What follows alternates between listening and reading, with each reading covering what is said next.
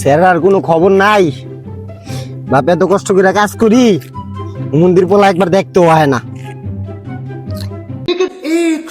আব্বা, আপনার লগে একটা কথা আছে আমার। তুমি যে কোন মাঙ্গের কথা কইবা আমি জানি, তোমার কথা মনে টাইম না, আমার কাম করতে দাও। আব্বা দেখেন, শুনতাছি ক। আমার কি টাকা দেখেন, আমি কিন্তু বড় হয়ে গেছি গা, এখন কিন্তু একটা বিয়া দিতে হইব। আর যদি বিয়া না দেন এবার আমি ট্রেনে তলে মাথা দিয়ে মরে যাবো গা, কলও দিব না একটাও।